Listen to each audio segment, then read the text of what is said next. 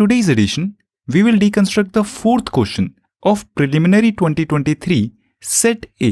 ये क्वेश्चन भी like the past three questions we have analyzed geography से ही है और कॉमन टर्मिनोलॉजी में बात करें तो ये है ज्योग्राफी 2 से।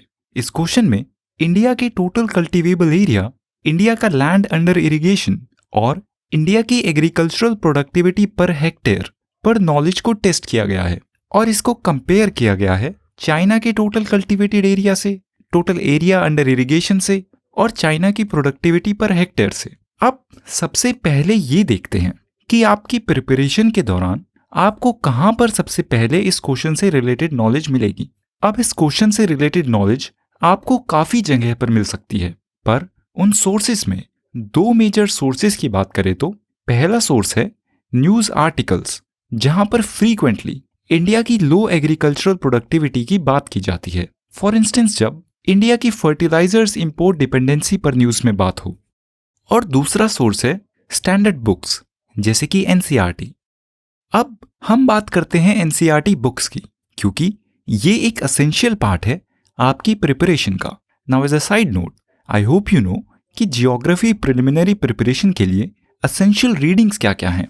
उनको ब्रीफली मेंशन किया जाए तो क्लास 7th की NCERT book for geography our environment और क्लास 8th की NCERT book for geography resources and development, class 9th की NCERT book for geography contemporary India 1, class 10th की NCERT book for geography contemporary India 2, class 11th की NCERT book for geography fundamentals of physical geography और India physical environment और class 12th की NCERT book for geography fundamental of human geography और India people and economy और एक non NCERT book GC Leong.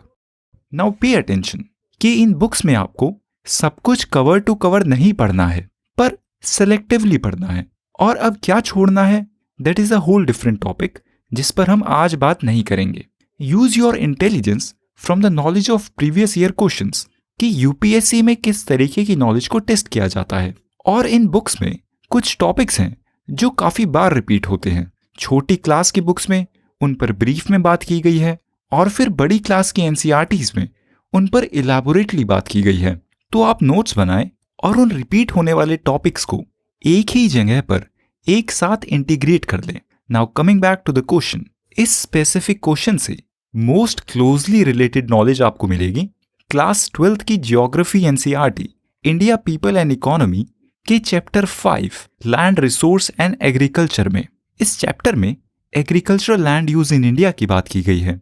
इस chapter से आपको idea मिलेगा कि अलग अलग लैंड यूज की कैटेगरीज क्या हैं, लैंड डिग्रेडेशन के क्या क्या अलग रीजंस हैं, इंडिया में क्रॉप प्रोडक्टिविटी को बढ़ाने की क्या जरूरत है और उसकी क्या अलग अलग स्ट्रैटेजीज हैं वगैरह। आप जियोग्राफी की इन सभी बुक्स और बाकी और सब्जेक्ट्स की भी सभी फंडामेंटल बुक्स को जल्द से जल्द पढ़ लें। ये अभी का टाइम, जब अभी नेक्स्ट प्रिलिमिनरी में और मेंस में काफी महीने हैं, बेस्ट टाइम है फंडामेंटल बुक्स पढ़ने के लिए और नोट्स बनाने के लिए, ताकि आप फिर जल्द से जल्द अपनी एडवांस प्रिपरेशन शुरू कर सकें।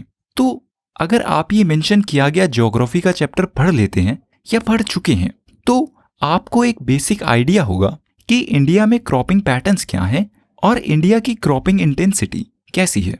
पर फिर भी आपको वो नॉलेज जो इस क्वेश्चन में पूछी गई है वो नहीं मिलेगी, बस एक फंडामेंटल कंसेप्चुअल नॉलेज आपको मिल जाएगी। अब जो नॉलेज इस क्वेश्चन में पूछी गई है उसके लिए जरूरी है कि आप अपनी प्रिपरेशन के दौरान पूरे साल में करंट न्यूज इवेंट्स या फिर और सोर्सेस जैसे कि special reports, for instance economic survey of India और प्रीवियस ईयर में पूछे गए टॉपिक्स पर ध्यान देते रहें और उन पर नोट्स बनाते रहें। और अगर आपने ऐसा किया तो फिर हाई चांसेस हैं कि आपको इस बेसिक फैक्ट का एक जनरल आइडिया मिल जाएगा कि इंडिया का area under like India's population size China या फिर दुनिया में किसी भी कंट्री से सबसे ज्यादा है। तो फिर पहली स्टेटमेंट इजीली सॉल्व हो जाती है इस बेसिक नॉलेज से। अब दूसरी स्टेटमेंट जिसमें पूछा गया है इंडिया का इरिगेटेड एरिया, मतलब जिस एरिया में मैन मेड सोर्सेस से वाटर को सप्लाई किया जाता है, फॉर एग्जाम्पल कैनाल्स के थ्रू ये एरिया अंडर इरिगेशन चाइना के एरिया अंडर इरिगेशन से ज्यादा है। अब ये ऑप्शन भी सही है।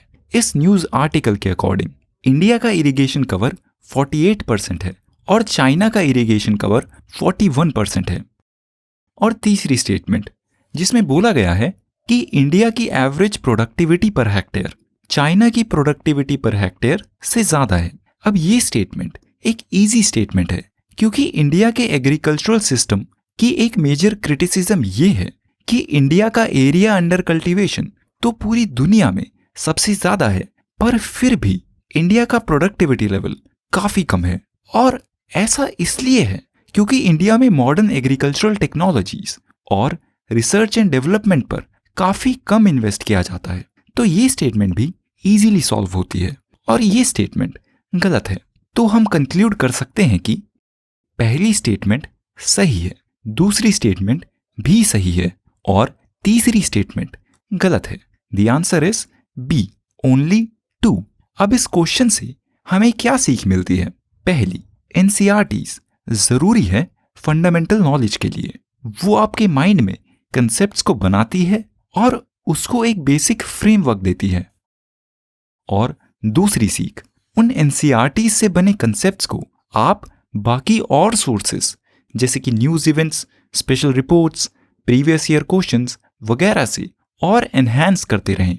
बहुत ही कम चांसेस हैं कि आपने जो बुक में पढ़ा हो उस नॉलेज को एज इट इज एग्जामिनेशन में टेस्ट किया जाए।